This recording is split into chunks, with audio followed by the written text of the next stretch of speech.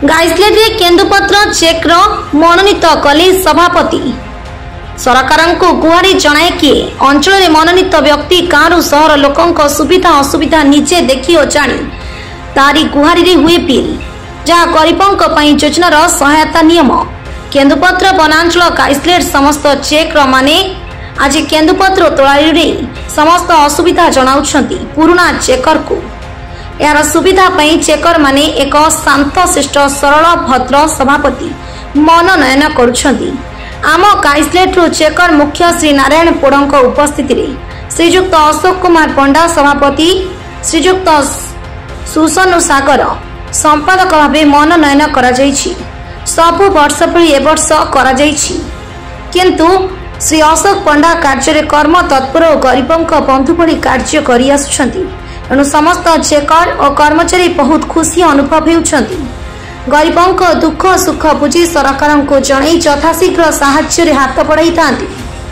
Checker मुख्य से मध्य जणे गरीब सेवारे दिन बिताई थांती और संपादक महाशय मलम मुनरे निपुणता रही एपरी सहयोगी पाइथिबारु रेंज मुख्य अधिकारी खुशी रे निश्चिंत रहिबार प्रयास करिसंती। आपनकर परिचय दे दो ने। हां मु गैसलेट लाइन रो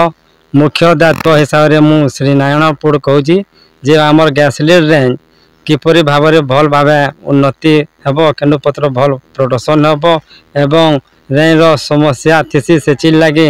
मुई रेंज रो समस्या আছে से समस्या लागे आमे संघ मजबूत हेमु एवं संघ मजबूत हे करी रेंज रो उन्नति करमु एवं आमर आज गोटे रेंज रे नुआ कमिटी गठन कराइछे से कमिटी रे आमे रेंज सभापति सामे श्रीमान अशोक पंडा को आमे सभापति दायित्व दिया गला एवं सुशांत सागर को संपादक हिसाब रे रखा गला। आपण एथरे केंद्र रे जन पत्र तुलाली अछन समानकर प्रति आपनकर प्रतिक्रिया टे कहू। हाँ मु केन्दुपत्र जहाँ भी सरकार दौन केन्दुपत्र तुलाली माँ मान को जे आमर पतर चटा जिनटा 160 अच्छे सेटा के 200 टंका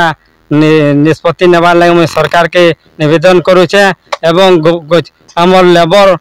टंका जे हेतु 500 टंका सरकार मजूरी वृद्धि करिछन से आम चपरासी माने जे हेतु आम फड़ी साथी भाई माने 400 टंका पहुँचन तार उपयुक्त से सरकार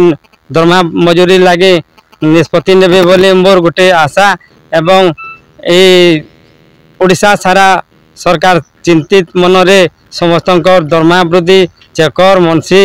फड़ी साथी शंकर पेट पाटना चलवार लगे मजूरी वृद्धि टे करबे बोली मोर आशा अछि। मु श्री अशोक कुमार पंडा गाइसलेट रेंज रो नुआ सभापति हिसाब से चयन करिछन मते आर मुई 2025 रु सब दायित्व नौछे और भल भावे संघ के भल भावे चलाने बोली मोर आशा अच्छे तार संगे आमर केन्दुली सब काम के भल भावे देखबे बोली मोर आशा करी ये करी कार को हम अनुरोध करछु पत्र चटा हिसाब रे आपनकर कर्तव्य कहां आ से पत्र तुलाली मान के काना सेवा करबो सभापति हिसाब रे मुई